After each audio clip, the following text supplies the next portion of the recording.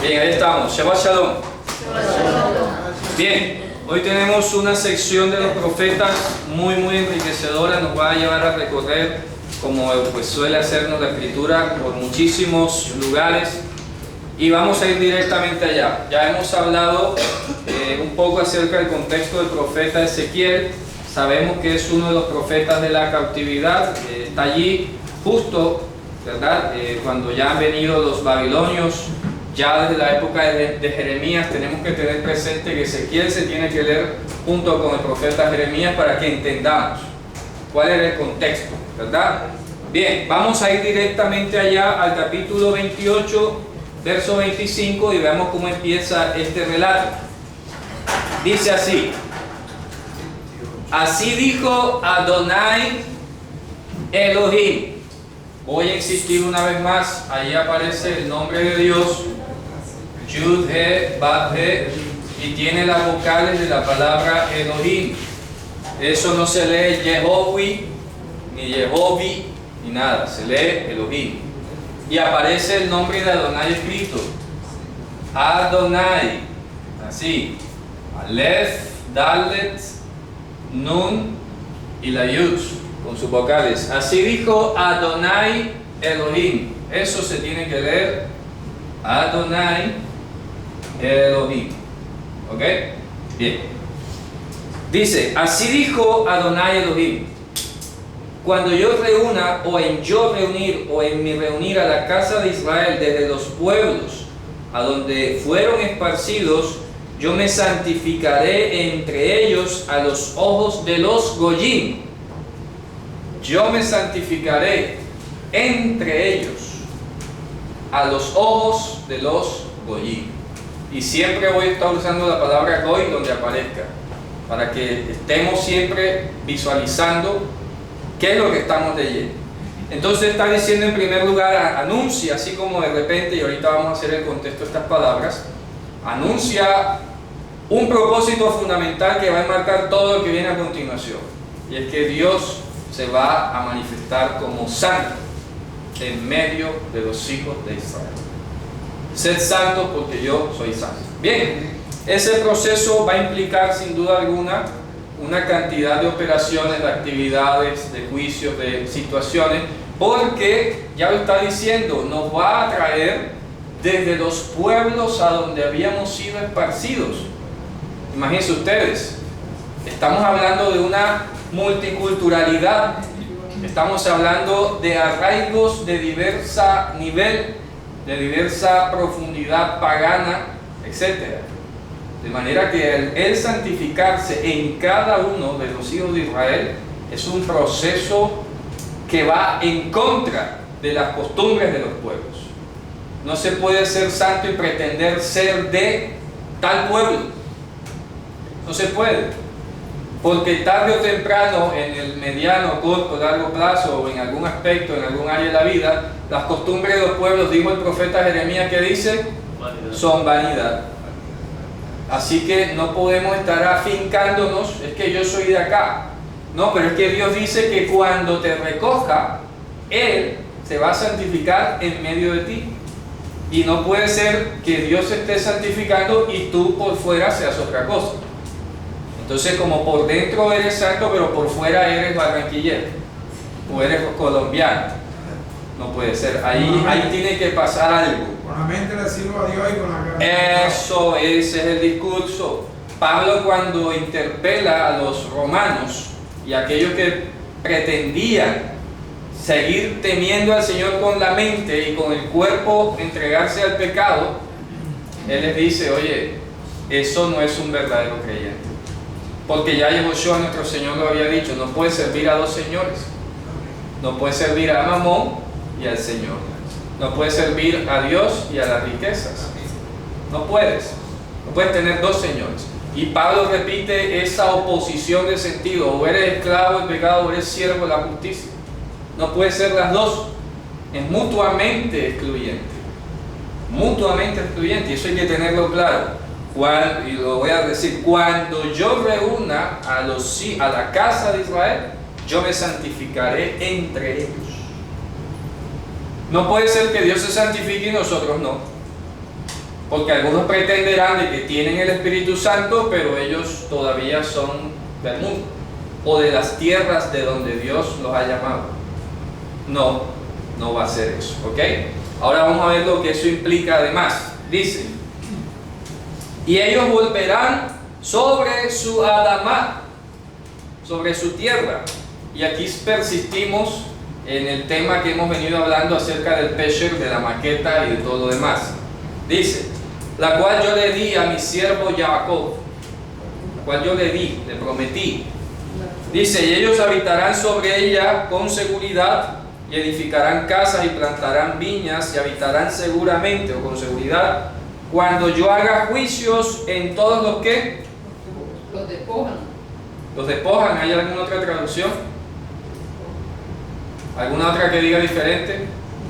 Habitarán seguros cuando yo haya ejecutado actos justicieros alrededor de ellos, en medio de todos los que los desprecian, y sabrán que yo soy Jehová, su Elohim. Por allí despreciar tal vez, pero más exactamente o más directamente tiene que ver con patear. Así dice, a todos los que los pateaban. Tienen que tener claro que el mundo está dispuesto en todo tiempo para abofetearte. ¿Ya? Te va a dar 3 bofetadas, te va a dar 3 vueltas y te va a dejar perdido. El mundo está diseñado para eso, no es para otra cosa. ¿De acuerdo? Tú tienes que saber entonces que el mundo es adversario tuyo. Tienes que tenerlo claro. Tienes que tener claro que estamos en una guerra espiritual. Y que el mundo se va a oponer, todas las naciones donde tú estás, tu ciudad, tu entorno, tu barrio, tu trabajo, donde estás, se va a oponer a tu regreso al Señor.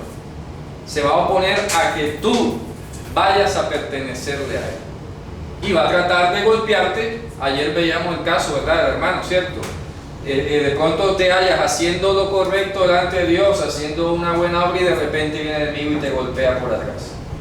Claro, porque sabe que te está perdiendo o que ya te perdió y quiere de alguna manera zarparte, ¿verdad? Y dice, los cuales están alrededor de ellos, y ellos sabrán, o sea, los gentiles, que yo soy Adonai, el Dios de ellos, o sea, de los hijos de Israel. Y ellos, los gentiles, deben saber,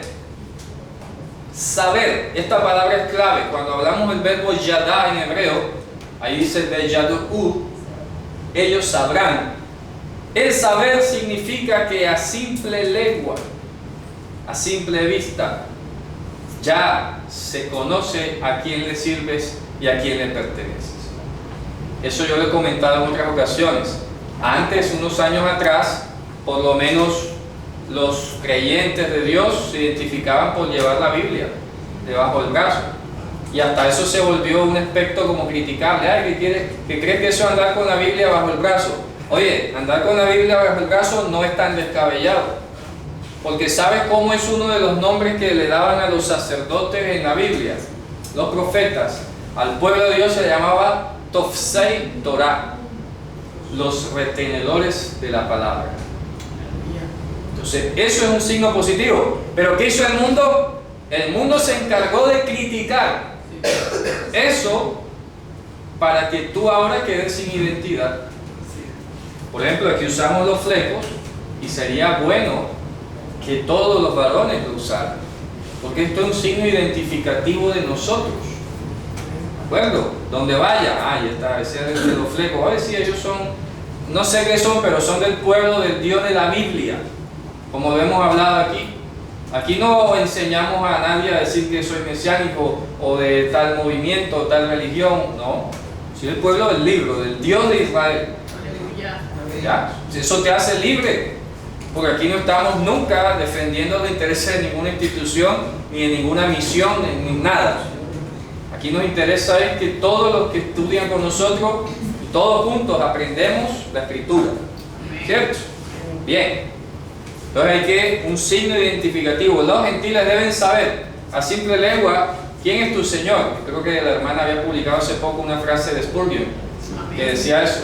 Así es. Que los que te vean sepan a simple legua quién es tu Señor. Amén. Tuyo soy, decía el rey David. Lejá ani, tuyo soy. no es de más nadie.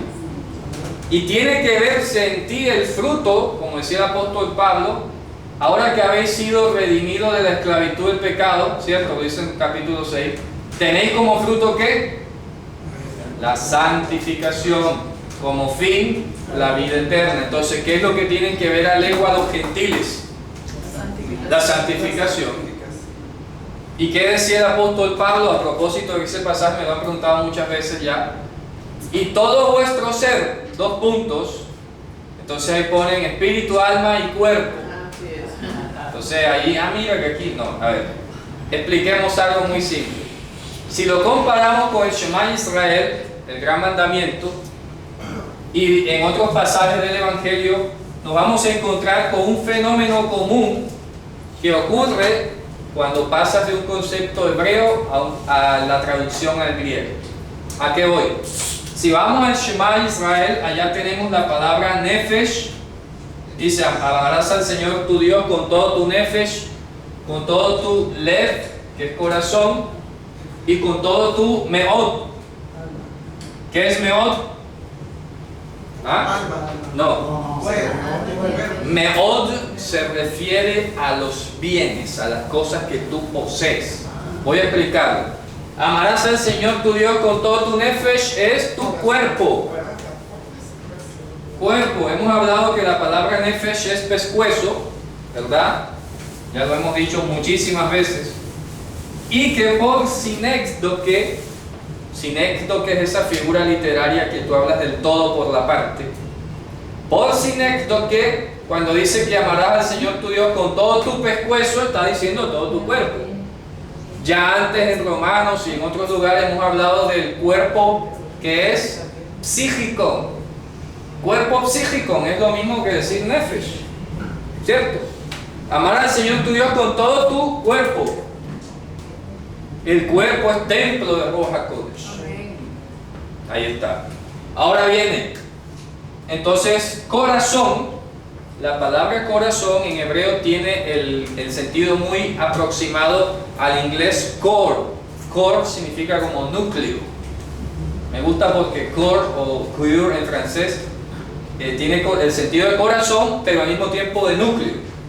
Entonces, el corazón está simbolizando lo que en algunas partes del Evangelio, cuando a Yehoshua le preguntan cuál es el gran mandamiento, ahí agregan la palabra mente.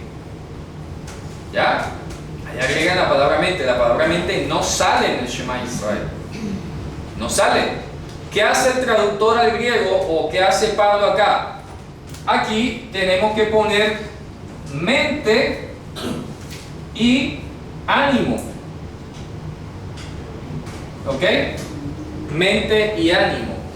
El corazón simboliza los pensamientos más profundos y los ánimos o las intenciones del corazón. Mira que dice, ¿ya? Que prueba las intenciones y los pensamientos ¿de dónde? Del corazón. Estamos hablando de intenciones y pensamientos. Esas intenciones y pensamientos es lo que es el corazón. Entonces allá en Tesalonicense dice, todo vuestro ser, espíritu, alma. ¿Qué es espíritu, alma? No es otra cosa que mente y ánimo. Mente y ánimo. Y el cuerpo, el nefesh. ¿Ya? Es usted. Y queda todavía pendiente la palabra meod. Literalmente meod como un adverbio de cantidad. En hebreo siempre significa o se utiliza para decir mucho. Muy mucho. Meod, meod. Muy mucho. Como dicen en España. ¿Verdad? ¿Cómo? No entiendo. Sí, ahí está. Está transmitiendo. Sí, claro. Shalom, los hermanos, no sé, yo creo que ahí están Kelly, Shalom, Eduardo, Hilda, Ana. Yo creo que está funcionando. No sé si se detuvo, pero bueno. Entonces repitamos el Shema Israel. Amarás al Señor tu Dios con todo tu nefesh, que es el cuerpo, con todo tu corazón, mente y ánimo, y con todo tu meod. Meod como significa mucho, como adverbio, cuando es sustantivo significa abundancia.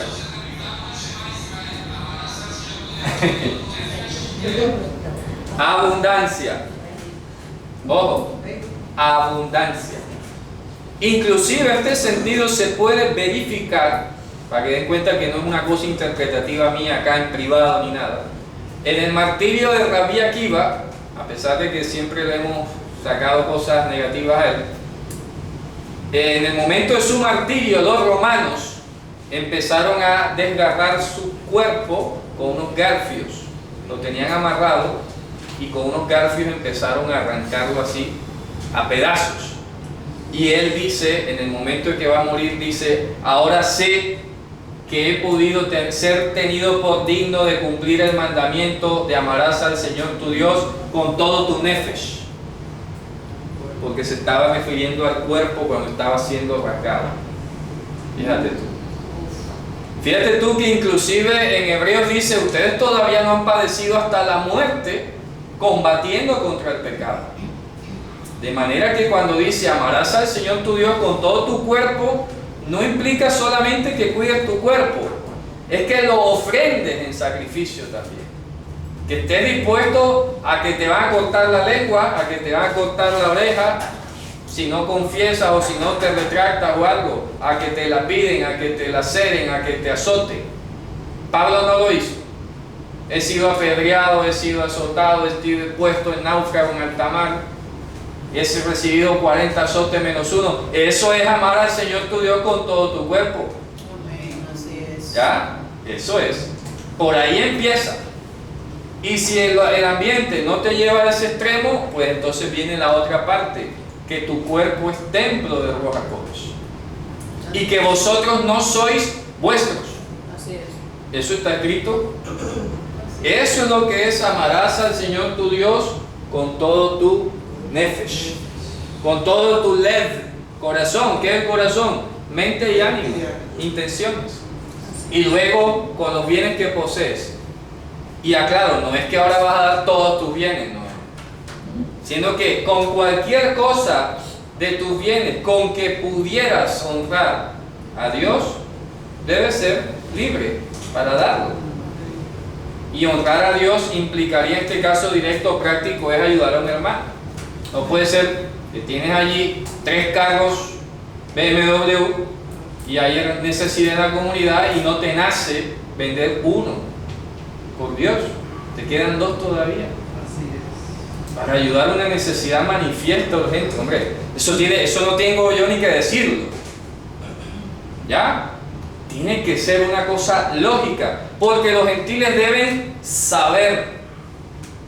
Deben saber. Y el carro no se va a vender o lo que sea para el pastor o para el líder, no, es para el pueblo, para la necesidad, no es para echarle pisos de mármol a la iglesia o al templo, o ventanas de lo que sea, o luces, no. Cuestiones precisas, manifiestas, urgentes. De manera que eso es hasta como un acto de delicadeza y de misericordia y de compasión y de todo. Así de simple. Eso tiene que ser parte de tu lógica. Porque los gentiles deben saber. Oye, mira, yo me enteré que hizo esto por ayudar a los hermanos. ¡Wow! Eso es impresionante. ¿Cierto? Entonces el Señor se va a santificar en medio de Israel y todo vuestro ser debe ser ¿qué? Santificado. ¿Qué es vuestro ser? Partiendo del cuerpo, yendo hacia el pensamiento, hacia las intenciones del corazón y también a los bienes. Los bienes también tienen que ser santificados y no es como algunos lo han querido practicar, de que viene un dinero mal habido, entonces vamos a santificarlo por el Señor. No, al contrario, la santificación de tus bienes es que si por alguna razón tuviste algo mal habido, te tienes que deshacer de eso. Eso es santificar, no traer cosas del mundo a la comunidad o a tu vida. Dime, hermano, ¿ibas a decir algo? Oye, ¿qué iba a decir? Por tesalonicenses, pues, a los que creen en la parte tripartita, pues yo estaba comparándolo acá con la aplicación que estaba haciendo acá. Separan almas de espíritu. Claro. ¿Cómo se entendería ya cuerpo? Que dice cuerpo, alma, espíritu. Sí. Cuerpo. Por eso, porque aquí el corazón, lo que decía ahorita. Se le llaman 2. Sí, porque es que, por eso no sé si alguien puede ubicar, creo que es en Marcos cuando a Yehoshua le preguntan el Shema Israel, él agrega, entre comillas, él no, el traductor, agrega literariamente, no porque sea un abuso ni nada, agrega la palabra mente. Pero si tú vas al Shema Israel, no sale la palabra mente por ningún lado. Entonces, ¿qué hace la palabra mente ahí? No es un agregado malintencionado, no le cambia el sentido al texto, sino es lo que se llama una expansión del sentido. ¿Ya? De pronto, por ejemplo, si el traductor hubiera puesto solamente corazón como equivalente de mente, supongamos, o corazón como equivalente de ánimo, habría quedado pendiente otro aspecto de la vida humana, ¿ya? Que son la higiene mental. Porque tú puedes tener, y eso hay que entenderlo, hay que conocernos, tú puedes tener buenas intenciones, pero tu mente está contaminada. Son dos universos distintos. Y eso es lo que a veces pasa, ¿cierto? Oye, pero esa persona es como tan buena gente. Ve a verle los pensamientos que tiene. ¿Sí o no? Una cosa es el ánimo y la intención con que tú tienes con las personas, pero otra cosa es lo que estás maquinando por dentro. Mire lo que vimos hace poco con Joab. Él parecía ser el fiel general del ejército del rey David, ¿cierto?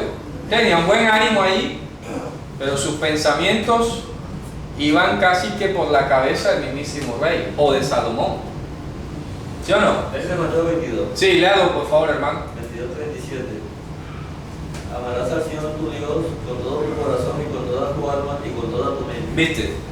Entonces agrega la palabra mente, pero no es un agregado negativo ni tiene por qué uno escandalizarse, ni da para que decir que entonces el Nuevo Testamento está contradiciendo o que hay un error. No. Esto se llama expansión del sentido.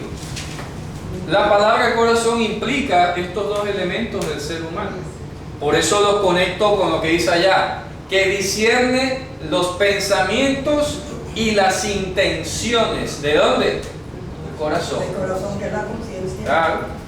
Entonces los pensamientos y las intenciones. Lo importante es que no está diciendo que el ser humano es tripartito ni nada. Es correcto. Es lo que sacan muchas veces. Es correcto, eso es lo que debemos tener claro, ¿ok?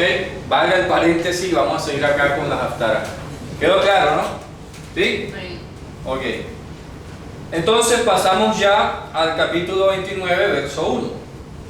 Dice, en el año 10º, y este dato es muy importante, ¿En Ezequiel? en Ezequiel 29, 1, en el año 10º, ¿verdad? En el mes 10º, en el día 12 del mes, hubo palabra de Hashem a mí diciendo, Ben Adán, hijo de Adán, pon tu rostro contra el faraón rey de Egipto y profetiza contra él y contra Egipto toda ella. Habla y dirás, abro comillas, así dijo Adonai Elohim, heme aquí contra ti, Paró, rey de Egipto, oh tú, serpiente grande, dragón grande, como leímos ayer en Apocalipsis, ¿se acuerdan? Tanin Hagadol, Arobetz Betoch Yorav, el que está acostado allí pasivo entre sus nilos, entre sus ríos, el cual dijo, míos son mis nilos y yo los hice. Vaya, resulta que para entender el contexto de esto, ¿por qué dice y de repente sale hablando contra Egipto? ¿Qué pasó? ¿Qué estaba ocurriendo? ¿El año 10º de quién? ¿Con respecto a quién? Vamos a ir, para entender esto, al profeta Jeremías. Sí, Jeremías 39:1. Alguien que lo lea, por favor. Jeremías 39:1.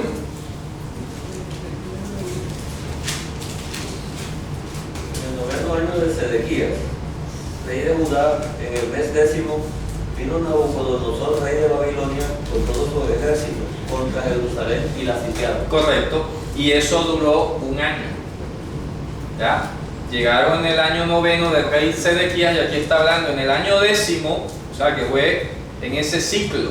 ¿Qué está ocurriendo?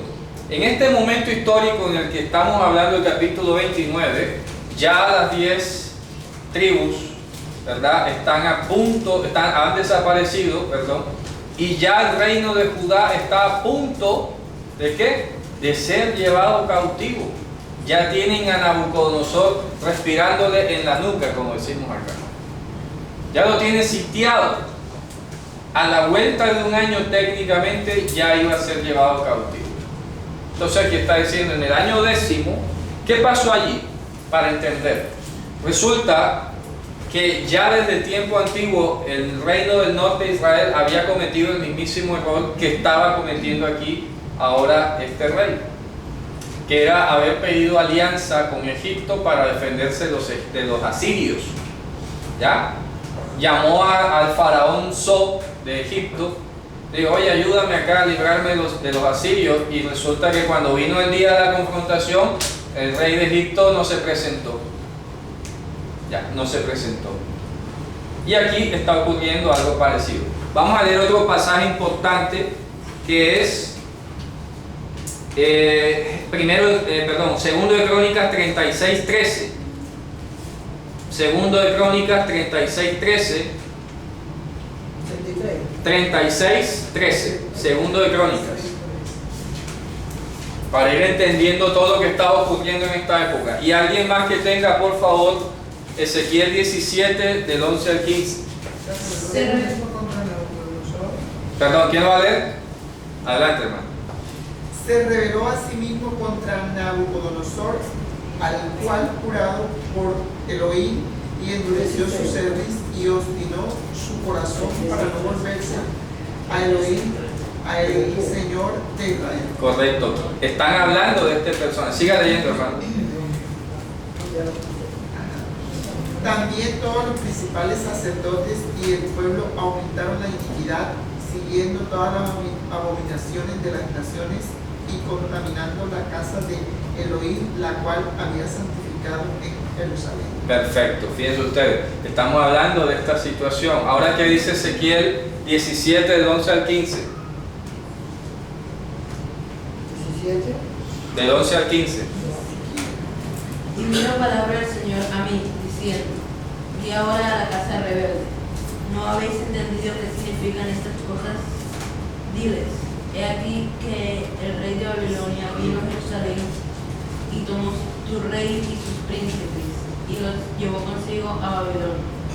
Sigue, por favor. Tomó también de la simiente del reino e hizo con él alianza. Le trajo a juramento y tomó los fuertes de la tierra, para que el reino fuese abatido y no se levantase, sino que guardase su alianza y estuviese en ella. Pero se rebeló contra él, enviando a sus embajadores a Egipto. Ok. ¿Sí ves? Siga leyendo, siga leyendo. Para que le dice caballos y mucha gente. Será prosperado, escapará el que estas cosas hizo, y el que rompió la alianza podrá huir. Vivo yo, dijo el Señor Dios, que morirá en medio de Babilonia, en el lugar del rey que le hizo reinar, cuyo juramento menospreció y cuya alianza hecha con él rompió. Correcto. Estamos hablando de lo que pasó con el rey Sedequías, que ya el rey de Babilonia le había dicho que te voy a llevar, todo lo demás. Jeremías le había dicho: oye, es mejor que te sometas. Ya eso también lo dice el profeta Jeremías. Y él por debajo tratando de hacer alianzas con Egipto. Mándame ahí de rapidez unos caballos. Y el rey de Egipto, en última, al fin, a la hora que lo necesitaba, también le faltó. ¿Ya? También le faltó. Entonces, ya Egipto en este momento, ¿qué creen que está simbolizando? Dado lo que ha ocurrido con los dos reyes. Pasó lo mismo con el rey del norte, se lo llevaron. Estamos ahora hablando del rey Sedequías, que también quiso soltarse y faltar al juramento que había hecho con el rey de Babilonia, y también le faltó. Y Dios le manda a decir: te va a ir mal. ¿Cierto? ¿Qué creen que está ya empezando a representar Egipto acá? A ver. Está como en decadencia. Sí, pero Egipto a nivel espiritual o simbólico. Estamos hablando de dos reyes. Presten mucha atención a dónde quiero llevar la cosa.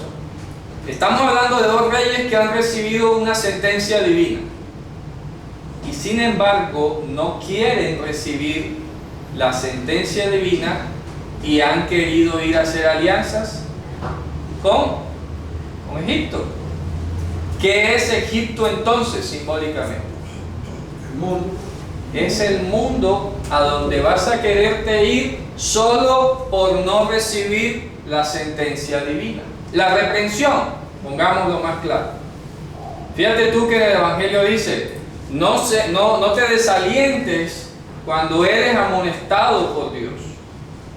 Cuando dice no te desalientes, tienes que entender, oye, no te vayas a ir al mundo. No vayas a ir a hacer alianza con Egipto, porque Egipto te va a prometer, sí, yo te ayudo, tranquilo, cuentas conmigo y tal, y el día que tú le pides te va a dejar solo. Así es. Aquí lo está mostrando. El mundo te va a pintar pajaritos, decir, no, tranquilo, sí, parece bobo, nada, vente para acá, acá estamos tus amigos y tal. Y el día que tú necesites a los amigos del mundo, estamos hablando de amigos del mundo, ¿no? Te da la espalda. Te dan la espalda, ¿sí o no? Exactamente. Mira, hasta un cantante famoso lo dice en una canción, ¿verdad? Que dice que el día él se puso a andar con los amigos, el día que estuvo preso, nadie los va a visitar. Solo fue su mamá a visitarlo. Y lo dice porque es una experiencia de la vida real. Y así suele ser. Está describiéndonos la Torá y el profeta Ezequiel lo que ocurrió históricamente con dos reyes que Dios los tenía por hijos todavía. Ojo, porque hay que tener claro que Dios no reprende o no castiga al que no tiene por hijo. ¿Cierto? Y ahí lo dice el Evangelio, carta a los Hebreos capítulo 12, vamos a leerlo. Donde dice, hijo mío, no desmayes cuando eres amonestado. ¿Quién lo tiene por ahí? Creo que es el 12:10. Algo por el estilo. Ni te desalientes cuando eres reprendido, porque, vamos a leerlo, ¿quién lo tiene a la mano? Dice, por otra parte, tuvimos a los padres de nuestra carne que nos disciplinaban y los reverenciamos. ¿Por qué? ¿Por qué no obedeceremos mucho mejor al Padre de los Ruach y viviremos? Correcto, sí. Y aquellos, a la verdad, por pocos días nos castigaban como a ellos les parecía. Mas para lo que nos es provechoso, a fin de que participemos de su santidad. Amén. Siga. La verdad, ningún castigo al presente parece ser causa de gozo, sino de tristeza, pero después da fruto apacible de justicia a los que por él son ejercitados. Por lo cual, alzad las manos caídas y las rodillas paralizadas. Correcto, pero hay otro más abajo, no sé si ahí mismo o en el capítulo 10 ahí mismo en Hebreos dice, Dios al que ama azota, está citando Proverbios, y reprende al que tiene por hijo. Entonces, repito, ahora voy a formular la pregunta otra vez, a ver si ya... 12:6, léalo, hermano. Porque el Señor al que ama disciplina y azota a todo el que recibe por hijo. Correcto. Entonces, estos dos reyes habían cometido su paganidad, habían cometido sus hechos deplorables, todos habían pecado, pero Dios los estaba reprendiendo y eso era bueno. Eso es positivo. Lo malo o lo horrible habría sido que Dios no lo hubiese reprendido. Pero estos que pasaron quisieron escabullarse de la reprensión, haciendo alianzas con Egipto. Se fueron a refugiar en Egipto. Se fueron a apoyar allá, a sentirse fortalecidos, a blindarse. No, hasta acá no me va a tocar, etc. Y resulta que el día que más necesitaban, Egipto les falló. Lo dejó, como decía alguien, un comentarista, cazando mariposas. Quedaron allí en el aire y no tuvieron asidero. Y ahora mire lo que sigue diciendo el profeta. Ya nos ubicamos entonces, ¿sí? Dice, heme aquí estoy contra ti, oh rey de Egipto, de Ezequiel 29:3. Oh Tanín Gadol, gran dragón, gran serpiente antigua, que estás echada. Cuando dice que estás echada en tus nilos, es porque nunca se movió a ir a ayudar a Israel como había dicho. ¿Sí? Por eso es que dice, tú que estás echado en tus nilos. Claro, nunca se movió de ahí, se quedó achantado. Dice, el cual dijo, mío es el Nilo y yo lo hice. Cuando dice mío es el Nilo, quiere decir yo tengo mi propio poder. ¿Ya? Yo tengo mi propio poder, solo que no quise ir a pelear contigo. Ah, sí. Tú crees que tienes poder, te voy a mostrar que no. ¿Sí me hago entender? Es como una respuesta espiritual a las tinieblas. Porque los egipcios o el espíritu egipcio, el espíritu del mundo, puede decir, no, yo te hubiera ayudado, sino que me ocupé o algo, pero yo sí puedo. No es que te haya faltado, sino que me ocupé. No. Te voy a demostrar, dice Dios, que tú no tienes ningún poder. ¿Ya? Que no hay ningún Dios, ninguna potestad. Tú eres un mentiroso. Tú eres un mentiroso. ¿Ya? No eres nadie. Así, y mira lo que viene a continuación, el juicio gigante. Dice, yo pondré ¿qué? Garfios en tus paladares. Y pegaré, dice, Behit Baktir Gat Yoreija de Kashkeshoteija. Dice, y yo voy a pegar a todas las fieras del Nilo en tus escamas. O sea, lo que es como, háganse la idea como si estuviera hablando de las pirañas. ¿Ya? Se van a volver. Se le van a juntar ahí, se le van a pegar en todas sus escamas. ¿Sí está claro? Dice, primero que todo lo va a inmovilizar para que no se vaya a escapar. Entonces lo coge con garfio, ¿ya? Con el anzuelo. Y ya cuando está ahí revoloteando en el agua, le manda la manada de pescados para que se lo coma.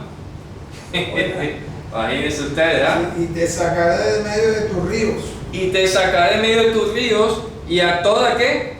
Y todos los peces de tus ríos se pegarán a tus escamas. Es correcto. Ahí está. Fíjense ustedes. Impresionante. Todo lo que hayan dependido de ti, también se puede leer, van a ser sacados contigo. Los que se hayan... el 5, y te dejaré en el desierto a ti y a todos los peces de tus ríos. Es correcto. Ahí está. ¿Sí ves? A todos los que hayan dado cobertura debajo de tus escamas, que se han ido a refugiar, también los voy a jalar junto contigo y te voy a tirar en el desierto. ¿Cierto? Dice, sobre el rostro del campo caerás y no serás recogido y no serás juntado. Eso. Y que dice a continuación, para la bestia de la tierra y para el ave del cielo te pondré de alimento. Impresionante. ¿Ah? Dice, dice, y sabrán todos los habitantes de Egipto que yo soy Hashem. Y sabrán todos los habitantes de Egipto que yo soy Hashem. Piensen ustedes que esto es un juicio de este rey, y como hemos dicho antes, no hay rey si no hay un pueblo. Y una de las más grandes humillaciones es que el rey sea humillado delante de su propio pueblo. ¿Sí me hago entender? Entonces aquí por eso dice, y sabrán todos los de Egipto que yo soy Hashem. Quiere decir que no hay potestad, que no hay deidad, que no hay poder, no hay potencia, no hay autoridad, no hay nada en ese que creían que lo gobernaba todo. Y ayer lo veíamos también, el paralelo con la serpiente antigua, ¿sí o no? Fue arrojado, o sea que ya de plano no tiene ningún poder porque fue arrojado, fue echado, váyase de aquí. Imagínate tú, ¿cierto?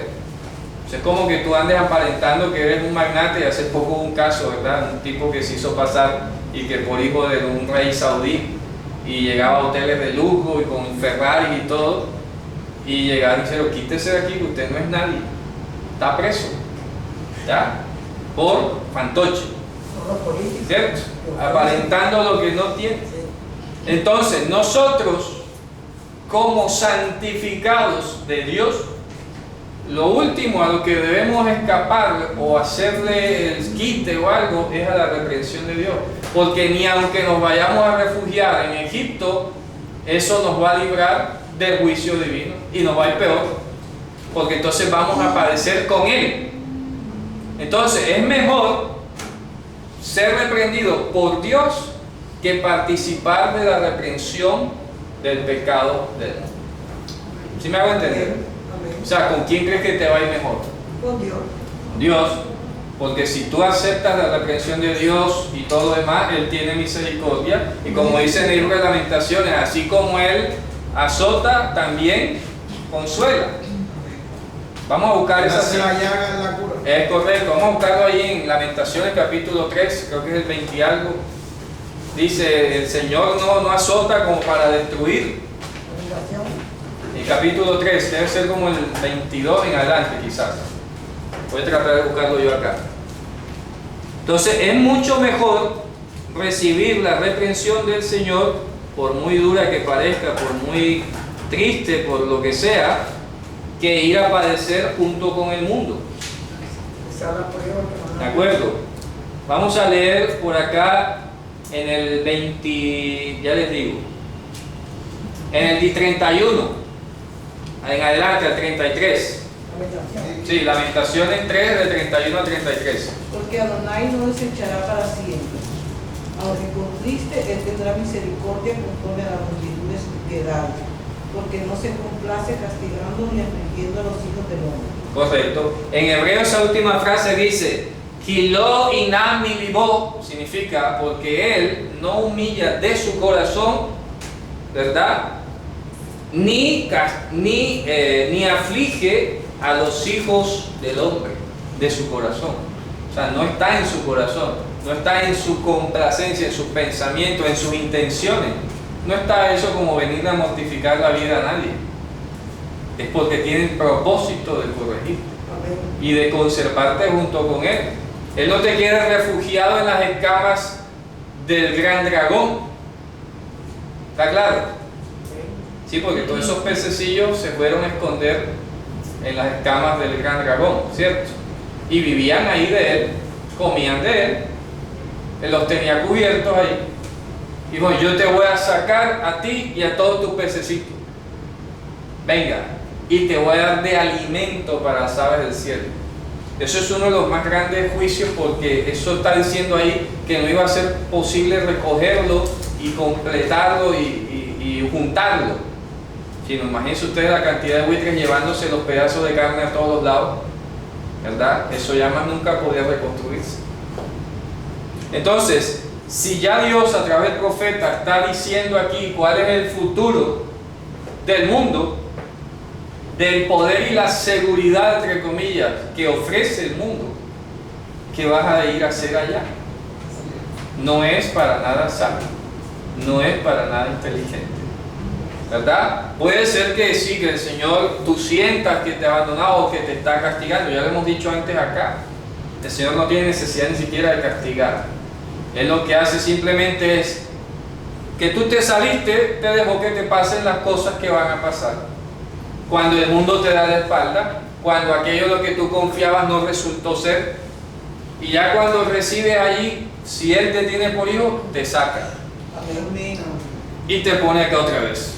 Amén. Y dice, y yo me santificaré en medio de los hijos de Israel. Amén. De manera que Él tiene que quitar las idolatrías, las inmoralidades sexuales, los homicidios y de ahí en adelante todas las demás cosas. Por eso Colosenses decía, ahora santifíquense también vuestro lenguaje, ¿verdad? Que ya no estés como ofendiendo a todo el mundo, que no estés con malas mañas, con un ánimo amargado, con todo lo demás. Ahí lo dice en Colosenses capítulo 3, si lo quieren leer. ¿Estamos claros en esto? ¿Sí? Bien, vamos a volver al profeta Ezequiel. Entonces, mira lo que dice aquí a continuación el verso 6. Y sabrán todos los habitantes de Egipto que yo soy Hashem. ¿Por qué? Por cuanto fueron báculo de caña a la casa de Israel. Ahí está. Báculo de caña, es decir, algo que endeble. Le prometieron cosas y cuando los hijos de Israel se fueron a apoyar, ¡pah! Se partió. Es decir, que se prestaron para evadir los juicios de Dios, ofreciendo paz, y no había paz. ¿Ok? Sigamos. ¿Qué dice el verso 7? Cuando te tomaron con la mano, te quebraste y les rompiste todo el hombro. Y cuando se apoyaron en ti, te quebraste y les rompiste sus lomos enteramente. Ya hemos hablado que los lomos son la parte de las caderas, ¿verdad? Sí. Entonces ahora viene la conclusión. Por eso, así dijo Adonai Elohim: heme aquí que traigo contra ti espada y cortaré de ti hombre y bestia. Cuando dice la expresión Adam Ubehemá en hebreo, se suele comentar entre los eruditos de Israel, y eso lo he visto varias veces, que Adán Behemá traducen así, hombre y bestia, pero dicen que se refiere tanto a los sabios como a los simples, como a los encumbrados como a los bajos. O sea, se está refiriendo aquí a los seres humanos, porque los animales, digamos que no tendrían por qué participar de este tipo de juicio. ¿Ah? Bueno, eso es un simple comentario. Que la expresión hombre y bestia se está refiriendo a los ilustrados y a los no ilustrados, a los ricos y a los no ricos. ¿Ok? Dice, y será la tierra de Egipto una shmamá, va a quedar solitaria. Esta palabra shmamá es la misma que tiene relación con la Jerusalén de arriba, que es soltera, que no tiene marido, que no tiene un gobernante que la rija. Entonces lo que está diciendo, y será la tierra de Egipto shmamá, no va a tener quien la gobierne, va a estar soltera, solitaria. Dice, y va a ser Jorbá. Además de todo, está diciendo que va a ser Jorbá, es decir, arruinada. Imagínate, arruinada. ¿Y qué dice? Y sabrán que yo soy Hashem Elohim, Adonai Elohim, que yo soy Hashem. Debido a que dijo, fíjate tú que ahí está la razón. ¿Por qué ese juicio tan severo? Debido a que dijo, mío es el Nilo, yo lo hice. O sea que ¿se cumple ese juicio en algún momento de la historia? Ya lo vemos evidentemente. Egipto, como ahí lo viene a decir a continuación, dejó de ser un imperio. Cayó, no se levantó más nunca fue una potencia. ¿Me explico? Más nunca fue una potencia mundial. ¿De acuerdo? Todo aquello en lo que confiaba se vino abajo, allá lo que hay es ruina. ¿Ya? Lo que hay es ruina. Y efectivamente, perdón. Lo bueno es que lo que ha quedado en la historia, y algunos como que todavía se quieren adherir a su cultura. A la ruina. Sí, a la ruina que quedó. Porque Sí. Si hay que ver, los ingleses fueron uno de los que han tomado mucha de la cultura egipcia. Los tesoros. Los tesoros de la cultura egipcia. Correcto. Y hasta en el Vaticano hay mucha de esa... hallazgo arqueológico y todo. Y le dan propaganda y todo demás. Le dan hasta culto. ¿Cierto? Tiene hasta bono. Entonces, aquí estamos viendo que el Señor está especificando y está ahí entre líneas que al ser Faraón ese gran dragón, está diciendo que ese gran dragón estaba confiado en una fuente de poder que son sus Nilos. Y ayer explicábamos que el río Nilo era la diosa de la vida, tanto en Egipto como en Babilonia. Así que esto era una guerra espiritual. ¿Se dan cuenta? Oye, ¿sabes por qué además te voy a hacer todo eso y te voy a picar y te voy a echar a los animales y todo lo demás? Porque es que hay una potestad a la que yo le voy a demostrar que no es nada. Y esa potestad de fondo es el Nilo, que estaba aquí representado y expresado a través del faraón. Una situación similar vamos a verla en Apocalipsis también. Ayer la estuvimos viendo ya en parte. Entonces, la serpiente antigua que fue lanzada del cielo es la misma que ha venido a levantar reyes y a levantar poderes aquí en este mundo para prometer una cosa y para perseguir por el otro lado. Y sin embargo viene Dios y le hace su juicio y se está sentenciado. ¿Y qué dice? Que sale porque tiene poco tiempo, porque sabe que ya le queda poco tiempo. Está desesperado Satanás como león rugiente buscando a quien devorar. ¿Ok? Sigamos. Ya estamos terminando ahorita. ¿Qué dice entonces? A continuación, verso 10. Por eso, heme aquí contra ti y contra tus Nilos. Ahí está. Y yo pondré la tierra de Mitzrayim por Jorbot, o sea, por ruina, por Joreb, por Shmamá, por cosa solitaria, desde el Migdol de Siene, o sea, eso es allá en el norte, hasta el límite con Etiopía, o sea, todo el territorio, del norte a sur. Dice, no pasará por ella hombre a pie, ni pie de bestia, y no pasará por ella, y no habitará, o sea, no habitará 40 años. Egipto no iba a habitar. Significa que no se iba a volver a establecer 40 años, o sea, toda una generación. Una generación en términos de cultura y de desarrollo y de todo lo demás. El país de Egipto, el imperio egipcio, iba a ser aniquilado. En lo que está diciendo el profeta no es que al cabo de 40 años se iba a levantar otra vez. No, lo que está diciendo, que dice 40 años, equivale a lo que pasó con la generación del desierto. 40 años estuve contra esa generación y cayeron tendidos, ¿qué? En el desierto. Esos no entraron en la tierra prometida. Y muchos de ellos, como vimos una vez el año pasado, ni siquiera aparecían en el registro de las familias de Israel. ¿De acuerdo? Habían sido borrados. Impresionante. Entonces, cuando dice que no habitará 40 años, quiere decir que en ese periodo no iba a haber forma de que se levantase, porque es que antes ha dicho que no iba a ser juntada ni recogida otra vez. De manera que establece un límite de 40 años para que todo eso ocurra y más nunca se levante. ¿Sí me hago entender? Y fíjense ustedes que es algo impresionante. A pesar de que existe el país de Egipto allá, ellos no tienen nada que ver con el pueblo egipcio que describe la Biblia. No hablan ni siquiera el idioma. No tienen nada en su cultura. Nadie sabe allá jeroglífico como para decir que wow, allá todavía saben nada. No, nadie sabe nada. Es como si se hubiera borrado y hubiera llegado a desaparecido. Sí, así. Quedó fuera de historia. Quedó fuera de historia. Para contarla. Ahí como que, oye, sí, aquí hubo eso. Ahí hay un montículo, ahí hay una esfinge, sí, pero nosotros ni idea. Sí, que día estaba leyendo y yo digo, ¿cómo es posible que los egipcios no saben nada de su cultura? No saben nada, no saben. Nada, absolutamente. Es como si hubieran llegado unos extranjeros ahí y hubieran encontrado eso. Así. Es El idioma. que no sean Es que ellos son árabes, o sea, descendientes directos de no, ni siquiera. Mira, hay un mosaico donde se menciona lo que eran consideradas 4 razas del Nilo, y ninguno de ellos, eran 3 morenos y 1 blanco, y ninguno de ellos tiene nada que ver con el egipcio típico que tú ves allá. Esos son árabes islámicos que viven allá. Inclusive los egipcios eran de color negro. Es correcto. Y eso es lo que tú menos ves allá.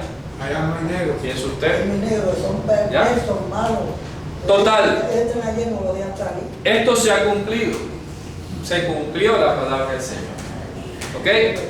Dice a continuación: y yo pondré la tierra de Misraim otra vez mamá solitaria en medio de las tierras que han sido también dejadas solitarias, sus ciudades en medio de las ciudades desoladas, va a tener un lugar, y también estarán solas 40 años, y yo dispersaré a Egipto entre los gentiles, entre los goyim, y yo los dispersaré entre las tierras. Yo quedaron como las 10 tribus. Sí, quedaron dispersados. Desaparecieron. Desintegrados, es que Desintegrado. por eso es la palabra clave, no será otra vez recogido, ni otra vez reunido, ni estas cosas. Esta traducción dice recogido.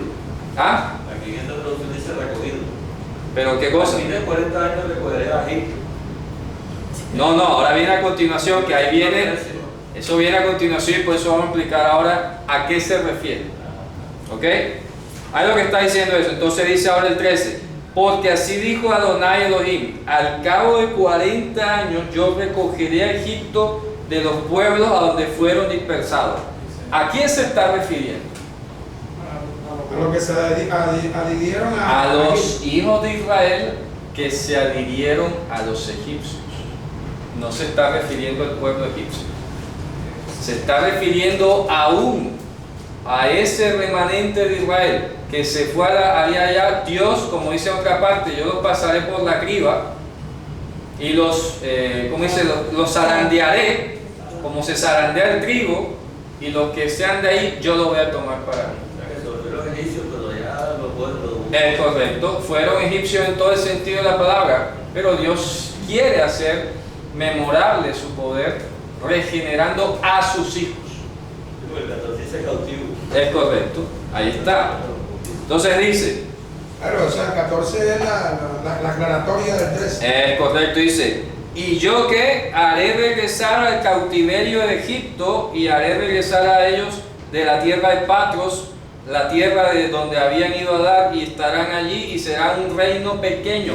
Por eso ahorita mencionaba la cita de Jeremías, cuando el rey Sedequías hizo el pacto con Egipto, vimos allí que el rey de Babilonia había tomado unos reinos para que el reino fuese bajo, fuese un reino pequeño.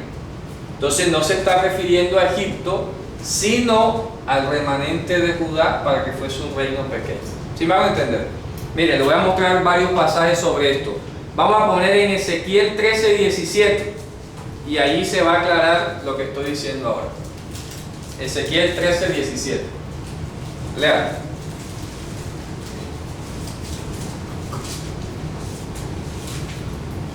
Y tú, hijo de hombre, pon tu rostro contra las hijas de tu pueblo, que profetizan de su propio corazón y profetizan contra ellos. Sí. Y di, así ha dicho Adonai el Señor, hay de aquellas que cosen vendas mágicas para todas las manos y hacen velos mágicos. No, ese creo que no va a ser el pasaje porque no coincide. Yo creo que hay de pronto puede haber un problema en la... Déjame verifico acá en hebreo si coincide, porque a veces ha pasado eso, ¿no? Que de repente tenemos la cita y no coincide en hebreo. Vamos a ver en el 30, del 22 al 23. Vamos a leer allá de pronto. Ezequiel 30, del 22 al 23. Por tanto, así dice el Señor: he aquí contra Faraón, rey de Egipto, y quebraré sus brazos, Sí. el fuerte y el fracturado, y haré que la espada se le caiga de la mano. Sí. Y esparciré a los egipcios entre las naciones, y los dispersaré por las tierras, y fortaleceré los brazos del rey de Babilonia, y pondré mi espada en su mano, mas quebraré los brazos de Faraón, y delante de aquel gemirá con gemidos de herido de muerte. Fortaleceré pues los brazos del rey de Babilonia, y los brazos de Faraón caerán, y sabrán que yo soy Hashem cuando yo ponga mi espada en la mano del rey de Babilonia, y él las tendiere contra la tierra de Egipto. Y esparciré los egipcios entre las naciones, y los dispersaré por las tierras, y sabrán que yo soy Hashem. Correcto, perfecto. Ahora vamos a leer el 31, del 15 al 18. Así dijo el Señor Dios: el día que descendió al infierno, hice hacer luz, hice cubrir por él el abismo, y detuve sus ríos, y las muchas aguas fueron detenidas, y al Líbano cubrí de tinieblas por él, y todos los árboles del campo se desmayaron. Del estruendo de su caída hice temblar a los gentiles, cuando los hice descender al infierno con los que descienden a la sepultura, y todos los árboles de Edén escogidos, y los mejores del Líbano, todos los que beben agua, tomaron consolación en la tierra baja. También ellos descendieron con él al infierno, con los muertos al cuchillo. Bueno, vamos a aclarar un poco ahí porque esa traducción está usando la palabra infierno. Y en todos esos lugares donde dice ahí sale la palabra hebrea Sheol. Y Sheol es el sepulcro, no es el infierno. Entonces, que lo hice descender al infierno. No lea eso así. ¿Ya? Corrija eso. Vamos a leer el 32:15.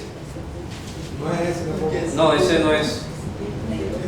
Pero si al final dice de que descendió al infierno. Sí, pero vamos a leer el 32:15, que ese sí va. Pero es que lástima que no aparece el pasaje ese que le estaba mostrando ahora. 32:15. Sí. Cuando yo convierta en desolación la tierra de Egipto, y la tierra sea vaciada de su plenitud, cuando yo haga morir a todos los que habitan en ella, sabrán que yo soy Jehová. Bien, la misma situación. Vamos a ver en Jeremías, vamos a volver al profeta Jeremías y vamos a leer Jeremías 31, del 5 al 8. Jeremías 31, del 5 al 8. Aún plantarás viñas en los montes de Samaria, plantarán los plantadores y harán como uso de ellos. Porque habrá día en que clamarán los guardas en el monte de Efraín, levantaos y subamos en Sión al Señor nuestro Dios. Porque así dijo el Señor: regocijaos en Jacob con alegría, y dad voces de júbilo a la cabeza del oprimido. Haced oír, alabad y decid: oh Señor, salva a tu pueblo, el remanente de Israel.